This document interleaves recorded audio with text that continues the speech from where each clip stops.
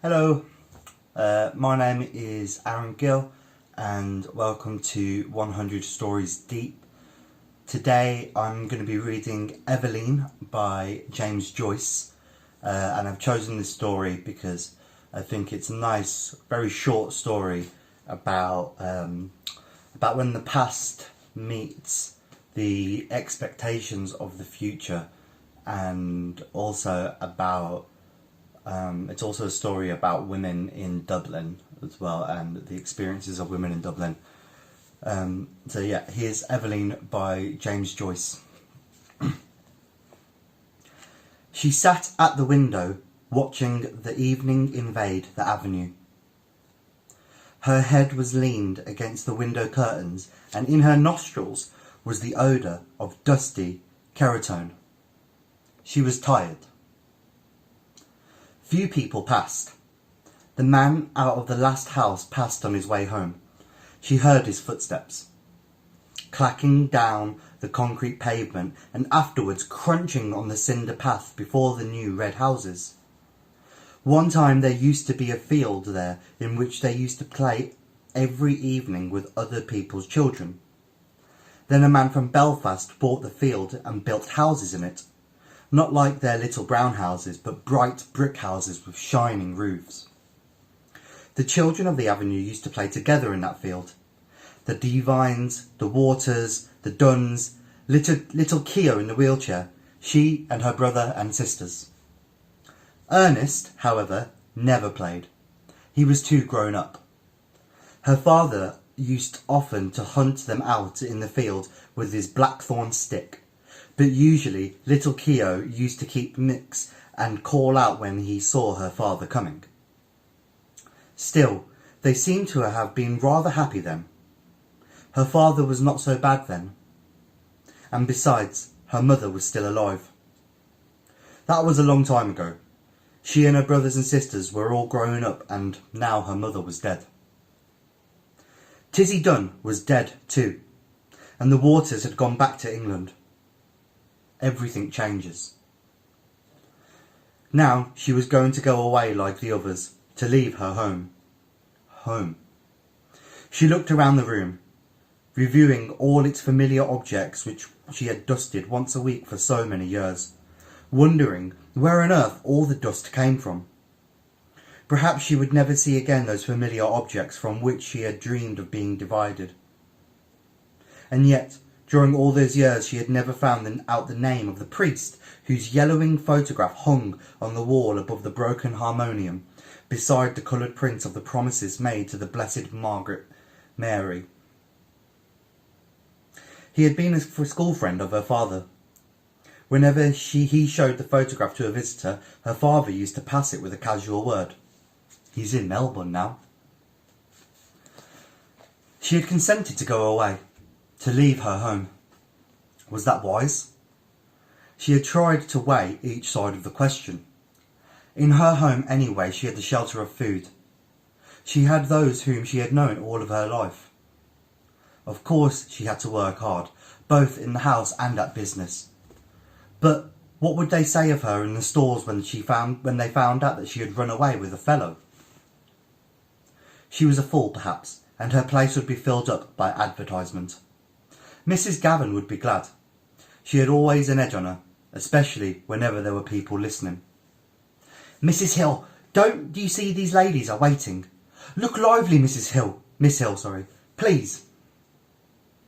She would not cry many tears at leaving the stores.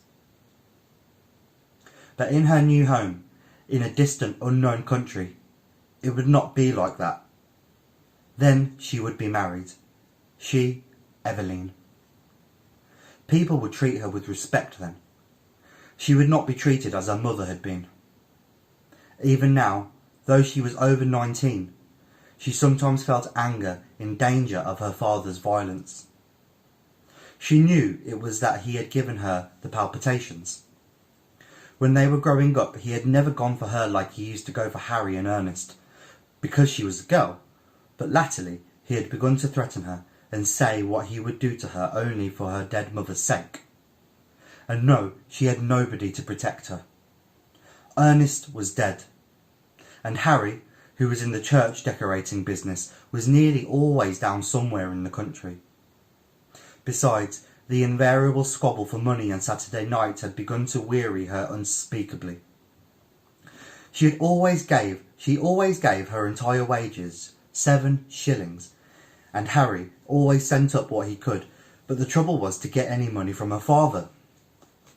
He said she used to squander the money, that she had no head, that he wasn't going to give her his hard-earned money to throw about the streets and much more, for he was usually fairly bad on Saturday nights. In the end, he would give her the money and ask her if she had any intention of buying Sunday's dinner. Then she had to rush out as quickly as she could to do her marketing, holding her black leather purse tightly in her hand as she elbowed her way through the crowds and returning home late under a load of provisions. She had to work hard to keep the house together, and to see that the 2 young children who had been left to her charge went to school regularly. And they got their meals regularly. It was hard work, a hard life, but now she was about to leave. It was hard work, a hard life, but now she was about to leave. She did not find it a wholly undesirable life. She was about to explore another life with Frank. Frank was very kind, manly, and open-hearted. She was to go away with him by the night boat to be his wife and to live with him in Buenos Aires, where he had a home waiting for her. How well she remembered the first time she had seen him. He was lodging in a house on the main road where she used to visit. It seemed a few weeks ago. He was standing at the gate, his peaked cap pushed back on his head and his hair tumbled forward over a face of bronze. Then they had come to know each other. He used to meet her outside the stores every evening and see her home. He took her to see The Bohemian Girl, and she felt elated as she sat in an unaccustomed part of the theatre with him. He was awfully fond of music and even sang a little. People knew that they were courting, and when he sang about the lass that loves a sailor, she always felt pleasantly confused. He used to call her Poppins out of fun. First of all, it had been an excitement for her to have a fellow, and then she had begun to like him. He had tales of distant countries. He had started as a deck boy at £1 a month on a ship off the Allen Line out to Canada. He had told her the names of the ships he had been on and the names of the different services. He had sailed through the Straits of Magellan, and he had told her stories of the terrible Patagonians. He had fallen on his feet in Buenos Aires, he said, and had come over to the old country just for a holiday. Of course, her father had found out about the affair and had forbidden her to have anything to say to him. "I know these sailor types," he said. One day he had quarrelled with Frank, and after that she had to meet her lover in secret. The evening deepened in the avenue. The white of 2 letters in her lap grew indistinct. One was to Harry, and the other was to her father. Ernest had been her favourite, but she liked Harry too.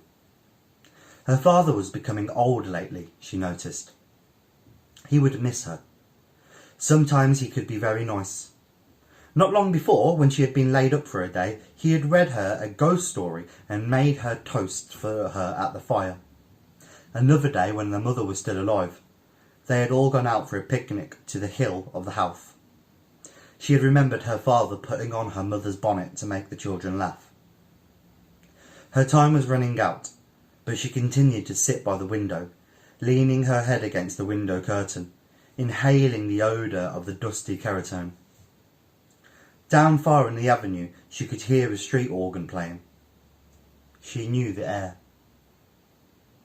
Strange that it should make her come to remember the very night of the promise she made to her mother. Her promise to keep the home together as long as she could. She remembered the last night of her mother's illness. She was again in the close dark room at the other side of the hall, and outside she heard a melancholy of the air of Italy. The organ player had been ordered to go away and given 6pence. She remembered her father strutting back into the sick room, saying, "Damn Italians, coming over here." As she mused, the pitiful vision of her mother's life laid its spell on the very quick of her being. That life of commonplace sacrifices closing in final craziness. She trembled as she heard her mother again, her voice saying constantly with foolish insistence, "The Bavarian Savorin! The Bavarian Savorin!" She stood up, in a sudden impulse of terror. Escape. She must escape. Frank would save her. He would give her life, perhaps love too. But she wanted to live. Why should she be unhappy? She had a right to happiness. Frank would take her in his arms, fold her in his arms. He would save her. She stood among the swaying crowd at the station at the north wall. He held her hand and she knew that he was speaking to her, saying something about the passage over and over again. The station was full of soldiers with brown baggages. Through the wide doors of the sheds she caught a glimpse of the black mass of the boat, lying in beside the quay wall, with illuminated portholes. She answered nothing. She felt her cheek pale and cold, and, out of a maze of distress, she prayed to God to direct her, to show her what was her duty. The boat blew a long, mournful whistle into the mist. If she went, tomorrow she would be on the sea with Frank, steaming towards Buenos Aires. Their passage had been booked. Could she still draw back after all he had done for her? Her distress awoke a nausea in her body, and she kept moving her lips in silent, feverish prayer. A bell clanged upon her heart. She felt him seize her hand. Come. All the seas of the world tumbled about her heart. He was drawing her into them. He would drown her. She gripped with both hands at the iron railing. Come. No. No. No. It was impossible. Her hands clutched the iron in frenzy. Amid the seas she sent a cry of anguish. Eveline! Evie! He rushed beyond the barrier and called her to follow. He was shouted at to go on, but still he called to her. She set her white face to him, passive, like a helpless animal.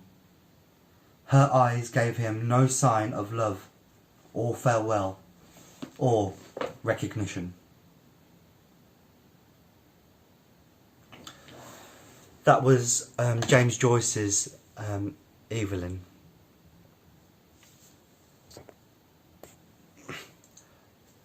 So, like many stories in Dubliners, which is a short story book published by, written by James Joyce, this story, Eveline, explores the relationship between the past and the future by examining a single person's attitude to their life in Dublin.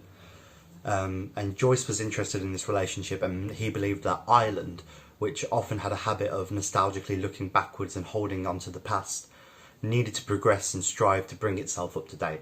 And it's this sort of mythical traditional view of Ireland as a land of history. And Joyce wanted to see Ireland bring itself into the modern world. And in many ways, Eveline typifies the difficulties faced by many Dubliners at the time. And Joyce depicts her current existence as sort of dull, uninspiring and oppressive with her abusive father, which highlights this sort of idea that the older generation needs to be cast off if young Ireland is to forge itself into this new tradition. And even some of the aspects of old Ireland, such as her dead mother, her dead brother, they're all gone. And this promise of a new start in a new country, Buenos Aires, which literally means, like new air or fresh air. It's her only way to shake off Ireland. But as she goes to leave, she's sort of caught up in what she knows and her feelings of belonging and this sort of fear and uncertainty, also caught up in this idea of only being able to achieve this new life under the frameworks of sort of patriarchy, with Frank as her sort of guide, this manly foreign abstract, is the way that she can only live this new life. And maybe it's about time for her to make her own choices as a woman in this new island. So yeah, maybe as an exercise and a provocation, is to think about sort of maybe where you live now, especially if you've lived there for a while. So I live in Birmingham, and I'm born and raised in Birmingham, and often I felt like leaving this city, but often I feel like staying here and helping to develop develop the city and the communities that I belong to in the city. So maybe as an exercise for you is just thinking about who are the people and what are the places that give you strength in the city that you live. Have you ever felt like leaving before? Why is it that's made you want to leave, and why is it that you did leave, or why is it that you stayed? I think these questions are always a useful reflection. Cool, yeah, so that was Eveline by James Joyce. I've been Arron Gill. If you want to hear more stories in the 100 Stories Deep series, subscribe by clicking on the link below and follow The Gap on the socials. Alright, ta-da.